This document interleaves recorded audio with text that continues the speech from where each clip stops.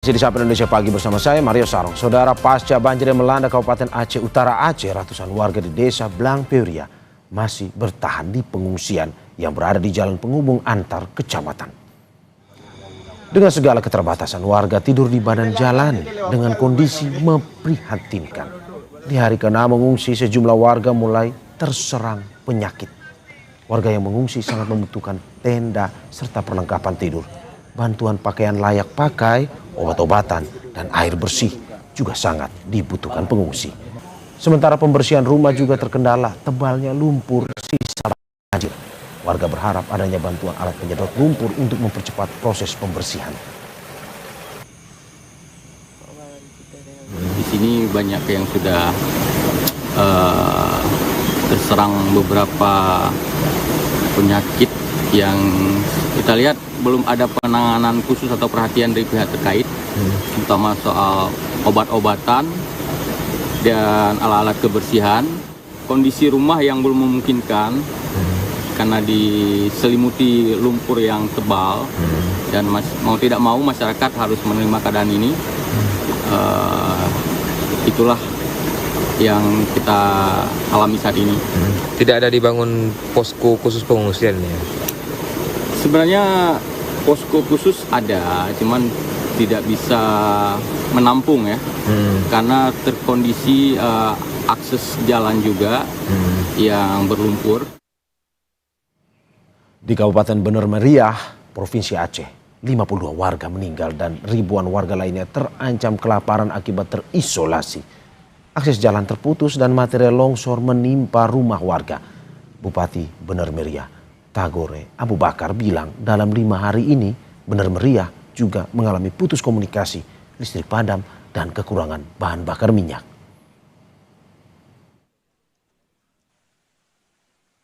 Jembatan putus, terisolasi telekomunikasi, listrik padam, kemudian yang meninggal sudah, dengan yang hilang 52 orang. Yang meninggal dengan yang hilang jumlah 52. Yang hilang juga kayaknya meninggal. Yang terutama untuk kita ini beras, obat-obatan, kemudian yang paling penting lagi BBM, seling kami butuh 1000 meter lebih untuk penyeberangan. Saudara, saat ini kita akan melihat secara langsung bagaimana kondisi pengungsian di desa Blang Peuria, Aceh Utara, dengan Supan Afrizal, salah satu pengungsi yang sudah terhubung bersama kita. Selamat pagi Pak Supan. Selamat pagi Mario. Bisa mendengar jelas suara saya Pak Supan ya? Jelas. Oke. Terima kasih Pak sudah bergabung di Dialog Sapa Indonesia Pagi pada hari ini. Dan sebelum saya melanjutkan ke pertanyaan pertama, kami dari keluarga Kompas TV turut berduka dengan apa yang terjadi di wilayah Anda, ya, bencana di Sumatera bagian utara pada saat ini. Sekali lagi turut berduka Pak. Terima kasih. Pak Subhan, apa yang masih Anda ingat ketika pertama kali banjir dan longsor menerpa atau datang ke wilayah Anda, penghunian Anda, menerjang penghunian Anda? Ya, saat itu masih pagi, ya, tiba-tiba air begitu cepat menerjang, menggenangi rumah yang sebelumnya belum pernah kita alami.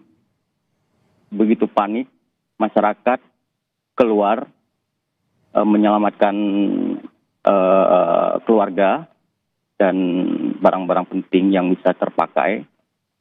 Saya sendiri juga masih belum percaya, belum siap siaga dengan kondisi air yang begitu cepat menggenangi rumah.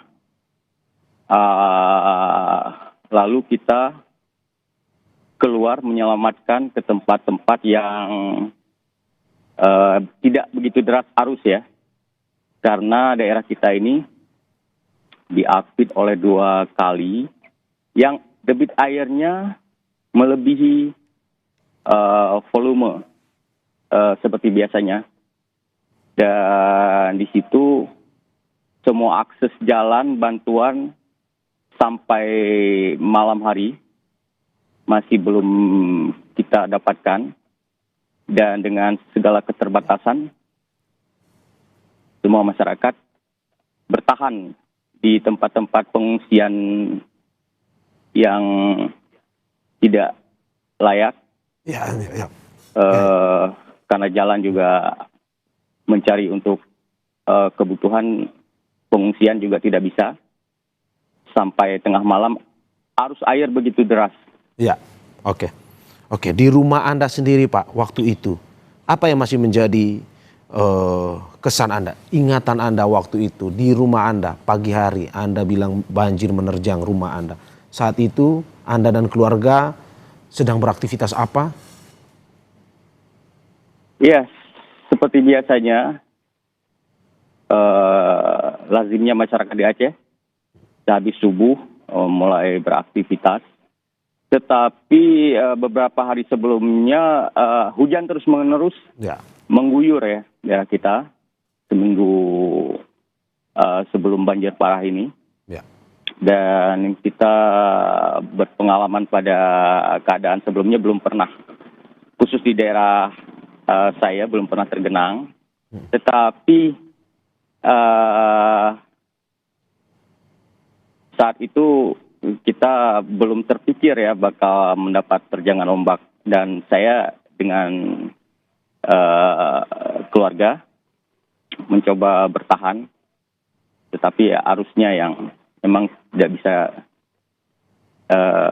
susah lah diceritakan.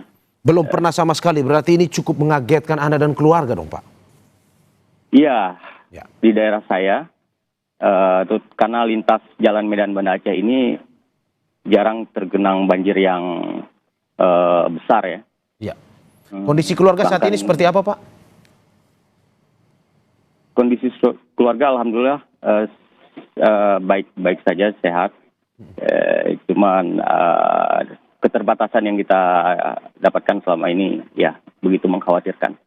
Saat ini bertahan di mana Pak? Tetap masih di rumah atau di pengungsian? Kebetulan kita tidak jauh dari tempat titik pengungsian, tetapi masih dekat dengan rumah untuk memantau barang-barang yang sudah kita selamatkan sebelumnya. Oke, Pak, kalau boleh detail, dalam rumah Anda tinggal berapa orang? Anda sebagai kepala keluarga bersama berapa yang tinggal bersama Anda? Kalau saya sendiri sih sebelumnya, karena saya tinggal dengan orang tua ya. Jadi orang tua sudah saya ungsikan ke tempat yang lebih aman sebelumnya karena menyangkut kesehatan. Jadi alhamdulillah saya sendiri tidak begitu terkendala. Cuman tetangga-tetangga yang kita lihat banyak keluarga yang susah lah untuk menyelamatkan. Oke, bagaimana kondisi orang tua Anda? Apakah sampai saat ini tercukupikah makanan ataupun kesehatan, layanan kesehatan yang diberikan selama bencana ini? Iya, kita bertindak secara mandiri aja. Kita cukupi kebutuhan orang tua dengan segala keadaan yang ada. Tapi kita tidak tahu sampai kapan kondisi begini. Tidak tahu sampai kapan kondisi begini, maksudnya apakah Anda merasa suatu saat mungkin Anda akan tidak bisa lagi bertahan? Kita harapkan tidak seperti itu, mudah-mudahan. Tetapi jika terus-menerus tidak ada tindakan khusus dari pihak-pihak terkait, ya kita juga tidak bisa berbuat banyak, terutama soal sanitasi, alat-alat kesehatan, obat-obatan, itu sangat dibutuhkan, sama pakaian juga. Oke, apa yang dibutuhkan oleh orang tua Anda saat ini? Apakah kebutuhan pangan yang tercukupi atau layanan kesehatan yang mungkin membuat Anda khawatir?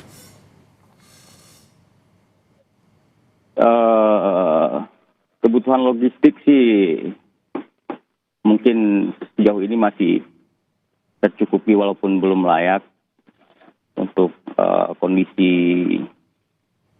manula ya. Tetapi untuk obat-obatan kita belum dapat bantuan sama sekali.